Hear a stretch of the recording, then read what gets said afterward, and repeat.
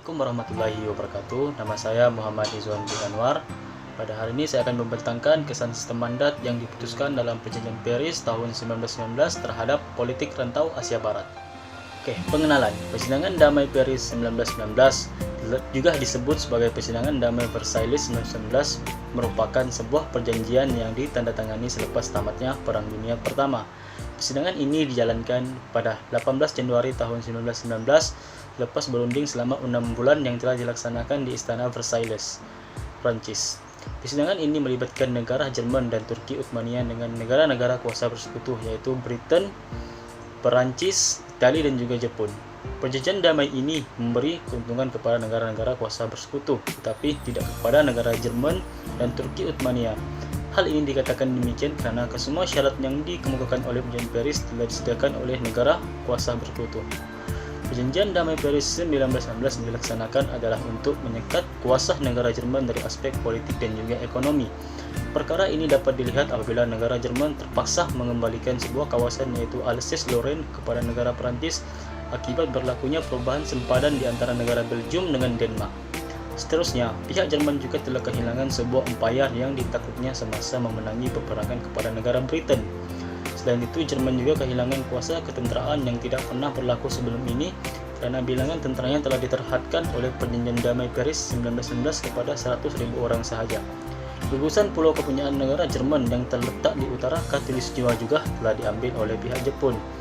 Tentu sahaja senjata modern seperti kereta kebal, kereta perisai, gas beracun yang kepunyaan Jerman telah dimasukkan dan ia membuktikan bahwa Jerman tidak boleh menggunakan senjata modern tersebut. Kekalahan yang diterima Jerman dalam Perang Dunia Pertama turut dirasain oleh Empayar Turki Uthmaniyah karena mereka merupakan rakan bersekutu. Turki Uthmaniyah atau Daulah Uthmaniyah ikut bersama Jerman disebabkan berbagai konflik dalaman yang berlaku. Konflik dalaman yang berlaku di Turki Uthmaniyah telah menyebabkan Enver Pasha yaitu pemimpin Daulah Uthmaniyah, Menteri Peperangan dan Said Hashim Pasha, Perdana Menteri Uthmaniyah telah bersetuju untuk menerima tawaran Jerman dalam menyertai Pakatan Kuasa Pusat. Perjanjian dua buah negara ini telah termeterai pada 2 Agustus 1914 dengan menyatakan persetujuan bahwa Turki Uthmaniyah akan memberikan bantuan kepada Jerman dalam Perang Dunia Pertama, manakala Jerman akan membantu Daulah Uthmaniyah dalam menangani krisis Austria dan Serbia. Walau bagaimanapun, kuasa pusat telah kalah dalam peperangan ini menyebabkan Empayar Turki Uthmaniyah menedahkan wilayah-wilayah kekuasaan mereka terhadap kuasa bersekutu. Antara wilayah yang didedahkan ialah wilayah Timur Tengah atau lebih senang disebut sebagai Tanah Arab. Sebuah perjanjian Sykes-Picot menyatakan bahwa wilayah Timur Tengah milik Turki Uthmaniyah akan dibagikan kepada beberapa zon yang akan diperintah oleh British dan Prancis. Oleh itu, Prancis akan mendapat kuasa di wilayah utara Irak, Syria dan Lebanon. Manakala British pula akan mendapat kuasa di Irak, Transjordan, Haifa dan Acre. Kuasa yang dipegang oleh Prancis disebut sebagai kuasa mandat. Kita beralih kepada konsep sistem mandat. Secara umumnya, dari segi pensejarahan sistem mandat lahir dari Perjanjian Versailles atau disebut sebagai Perjanjian Paris 1919. Dalam perjanjian tersebut, ia membincangkan tentang daerah-daerah bekas jajahan negara yang kalah perang akan mengadakan pemerintahan perwalian mandat yang dipegang oleh negara-negara yang menang perang dengan pengawasan Komisi Mandat LBB, Liga Bangsa-Bangsa. Dari segi pengertian mandat itu sendiri pula bermaksud negara mandat merupakan suatu negara yang semula merupakan jajahan dari negara yang kalah dalam Perang Dunia Pertama dan ia diletakkan di bawah perlindungan suatu negara yang menang perang dengan pengawasan dari Komisi Mandat LBB, Liga Bangsa-Bangsa. Contoh yang boleh dilihat dalam rantau politik Asia Barat adalah negara Irak dan Palestina yang merupakan daerah bekas mandat Perancis yang sudah menjadi negara.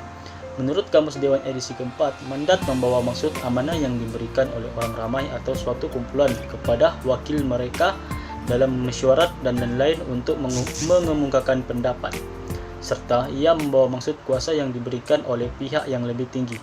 Namun begitu, sistem mandat ini merupakan suatu sistem yang dibentuk oleh Liga Bangsa-Bangsa untuk memberi kuasa kepada negara barat untuk mengetuai wilayah tertentu dalam aspek pentakbiran sebelum dimerdekakan sepenuhnya. Negara yang berada di bawah sistem mandat akan diberi administrative advice dan assistance sebelum mentakbir kerajaan sendiri dengan sepenuhnya. Sistem mandat ini dilaksanakan dengan cara yang tersendiri bahwa di mana Lepas berakhirnya Perang Dunia Pertama, sistem mandat tersebut telah diperkenalkan berdasarkan artikel 27 persetujuan oleh Pertubuhan Liga Bangsa dalam Perjanjian Paris 1919. Dalam artikel tersebut, ia menyatakan bahwa wilayah yang didiami oleh penduduk yang tidak mampu untuk mengadakan pentadbiran sendiri akan diberikan kepada bangsa yang maju sehingga tempoh mereka berupaya untuk uruskan sendiri urusan pentadbiran. Sistem mandat ini terlaksana selepas sahaja kekalahan yang dialami oleh pihak kerajaan Turki Uthmaniyah dan Jerman dalam Perang Dunia Pertama, yang mana bermulanya pengalaman perang rakyat Palestin dipedil oleh orang Yahudi. Kuasa-kuasa berikat seperti British, Perancis, serta Amerika Syarikat telah mengenalkan suatu sistem yang dikenali sebagai sistem mandat untuk mengambil tanah jajahan Jerman dan Turki yang ditawan semasa peperangan. Seterusnya, sistem mandat ini terbahagi kepada 3 kategori, yaitu kategori E, kategori B, dan kategori C. Untuk sistem mandat kategori E, tanah jajahan Uthmaniyah di Timur Tengah, di mana Britain di Irak, Jordan, dan Palestina, manakala Perancis di Syria dan Lebanon. Untuk sistem mandat kategori B, Jerman dan Afrika, yang mana kuasa mandatori Barat ke atas pentadbiran mengikut syarat atau ketentuan tertentu, termasuklah keterbukaan wilayah tersebut dalam perdagangan dan perlindungan tertentu terhadap penduduknya. Untuk sistem mandat kategori C, itu membenarkan kuasa Barat mempunyai peran yang besar ke atas pentadbiran wilayah tersebut as integral portion of its territory. Assalamualaikum warahmatullahi taala wabarakatuh dan salam sejahtera. Saya Nurmiati dan di bahagian ini saya akan membincangkan dan membentangkan tentang kesan sistem mandat yang diperuntukkan dalam Perjanjian Paris 1919 ke atas politik rantau Asia Barat. Seperti yang telah dibentangkan oleh kawan saya sebentar tadi, yaitu Muhammad Iswan, dia membentangkan tentang konsep sistem mandat. Dan disinilah saya akan membincangkan kesan-kesannya pula. Yang mana kesan yang pertama adalah melemahkan dan meruntuhkan Empire Uthmaniyah. Seperti yang kita sedia maklum bahwa Empire Uthmaniyah adalah satu empire Islam yang sangat agung satu ketika dahulu, dan bahkan menjadi sebuah empire yang sangat digeruni oleh Barat itu sendiri. Namun, apabila Uthmaniyah mengambil keputusan untuk menyertai Perang Dunia Pertama bersama sekutunya Jerman, dari situlah mula bibit-bibit kehancuran dan aura-aura keruntuhan empire ini. Dan seperti yang telah diramalkan oleh Barat itu sendiri, kedua-duanya yaitu Uthmaniyah dan juga Jerman kalah dalam Perang Dunia Pertama, dan menyebabkan wujud dan timbul satu perjanjian yang dinamakan sebagai Perjanjian Paris 1916. Dan Perjanjian Paris ini merupakan satu daripada 5 jenis perjanjian yang telah dikemukakan dalam persidangan damai Paris. Dan dalam Perjanjian Paris ini terdapat satu sistem yang dikenali sebagai sistem mandat, yang mana membincangkan tentang negara-negara yang kalah dalam Perang Dunia Pertama, yaitu Jerman dan Uthmaniyah, akan mengadakan pemerintahan perwakilan atau dikenali sebagai mandat.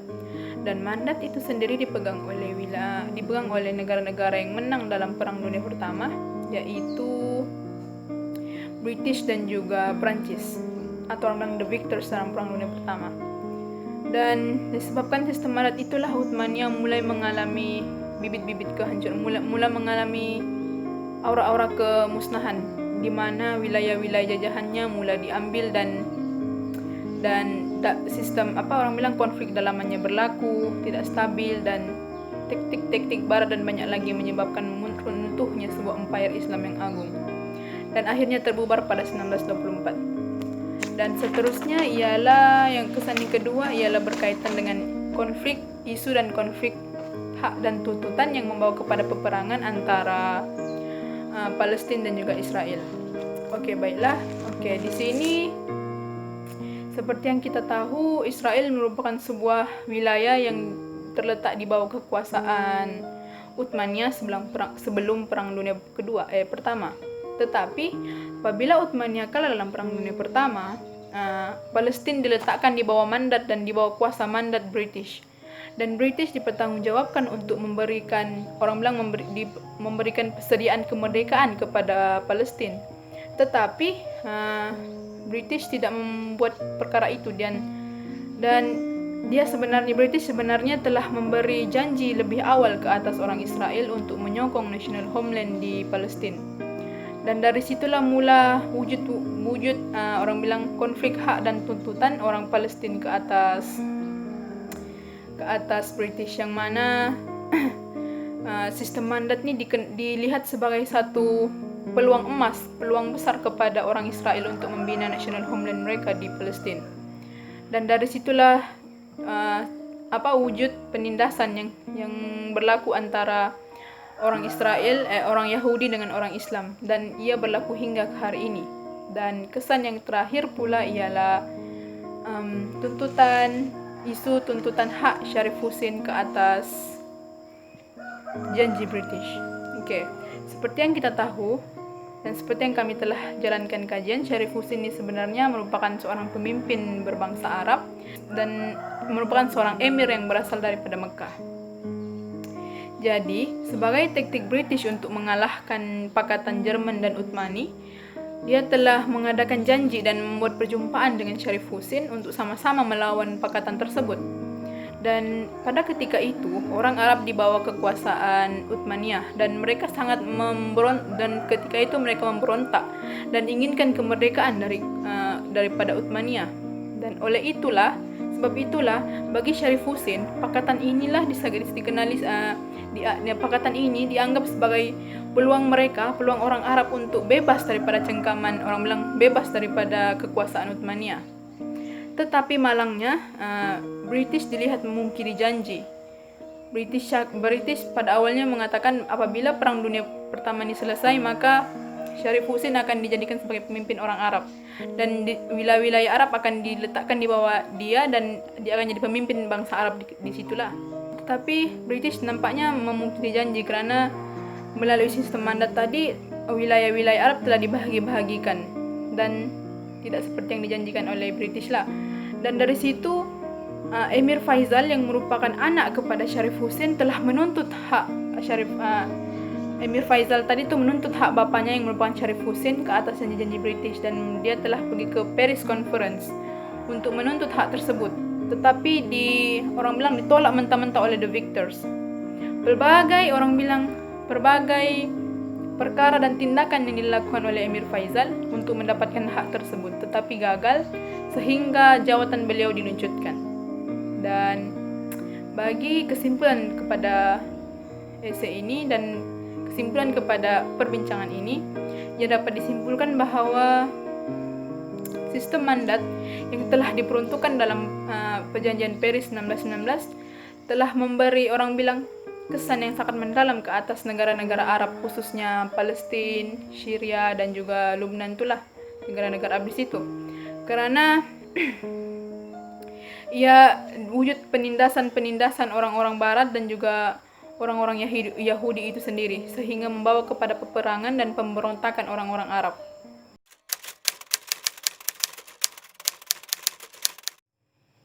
Assalamualaikum warahmatullahi taala wabarakatuh dan salam sejahtera.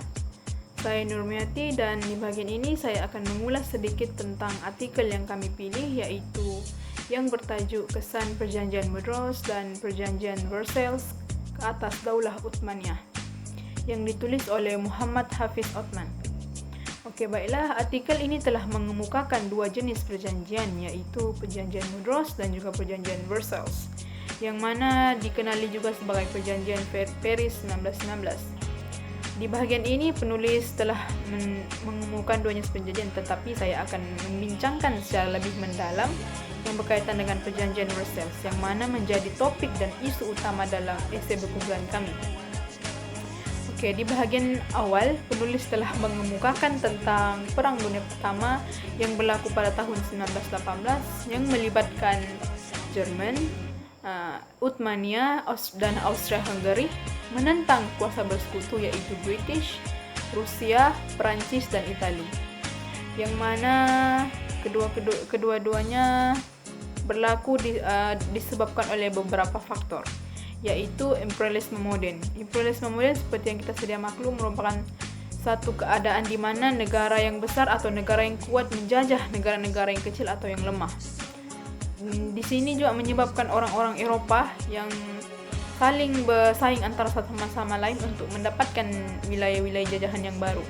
Seterusnya Perang Dunia Pertama ini berlaku disebabkan oleh faktor politik di Eropa itu sendirilah. Dan perang ini disebut sebagai perang yang memberi berbagai kesan ke atas rantau Asia Barat khususnya lah. Dan perang tersebut telah berlaku di beberapa kawasan di Asia Barat dan juga Asia Timur, sehingga berlakunya perubahan sempadan geografi wilayah-wilayah konflik seperti Jerman dan juga Uthmania yang menjadi negara yang kalah dalam Perang Dunia Pertama. Selepas sahaja Uthmania dan sekutunya Jerman itu kalah dalam Perang Dunia Pertama, mereka terpaksa akur dan menandatangani perjanjian yang dinamakan Perjanjian Paris 1916 yang merupakan satu daripada 5 jenis perjanjian yang ditandatangani di persidangan damai Paris. Dan perjanjian inilah yang menjadi highlight kepada isu yang berlaku dalam artikel ini, yang dibincangkan dalam artikel ini. Yang mana perjanjian Versailles ini dikatakan sebagai satu perjanjian yang tidak adil karena kuasa besar di kalangan tentara bersekutu telah menghukum Jerman dan Uthmania, termasuk Uthmania yang tewas dalam peperangan. Dan perjanjian Versailles ini terkandung satu sistem yang dinamakan sebagai sistem mandat yang membincangkan tentang negara-negara yang kalah dalam Perang Dunia, yaitu Jerman dan juga Uthmania, untuk mengadakan pemerintahan perwakilan atau dikenal sebagai mandat. Mandat itulah sendiri dipegang oleh negara-negara yang menang dalam Perang Dunia Pertama, yaitu British dan juga Prancis sebagai the victors dalam Perang Dunia Pertama. Seperti dibagi contoh sebagai British, dia telah memegang Palestina dan sebagai diberi mandat ke atas Palestina. Jadi British dipertanggungjawabkan untuk memerdekakan Palestina, memberi persiapan untuk merdeka kepada Palestina. Tapi sebaliknya tidak berlaku seperti yang dijangkakan, karena British telah memberi janji kepada orang-orang Israel untuk menyokong national homeland di Palestina. Oleh itu, saya petik satu daripada penulisan Al-Nursi, yang mana penulis telah memetik penulisan tersebut, penulisan Al-Nursi yang mengatakan bahwa kependudukan British disebut sebagai satu penghinaan kepada agama dan negara, seperti pengkhianatan minoriti bukan Islam yang telah menyambut kedatangan penjajah dengan deringan loceng gereja, ciuman serta sujud di hadapan mereka. Keadaan tersebut memberi orang bilang kesan yang buruk dan impak yang sangat mendalam ke atas negara-negara di Asia Barat, khususnya negara-negara Arab seperti Syria, Lebanon dan juga Palestina. Seperti yang kita tahu, Syria, Lebanon dan Palestina, isu-isu negara tersebut sering sentiasa dan orang bilang masih berlaku hingga ke hari ini. Dan di bahagian akhir penulisan Muhammad Hafiz Othman ini, beliau telah memberi kesimpulan bahwa perjanjian Versailles yang telah ditandatangani selepas Perang Dunia Pertama ini telah meruntuhkan dan melemahkan Empire Uthmania, yang mana empire tersebut telah dipecah-pecahkan dan dibahagi-bahagikan sehingga ia melemah, bukan sahaja disebabkan oleh itu, tapi disebabkan oleh konflik dalamannya, ekonominya yang semakin tidak stabil, dan sosialnya yang semakin tidak semakin melemah lah orang bilang. Jadi sistem mandat dalam perjanjian Versailles itu sangat memberi impak yang besar kepada negara-negara Arab di situ. Dan ia juga di-highlightkan sebagai telah mengubah keseluruhan peta dunia dan menyaksikan wujudnya negara-negara yang baru. Itu sahaja dari saya. Sekian dan terima kasih.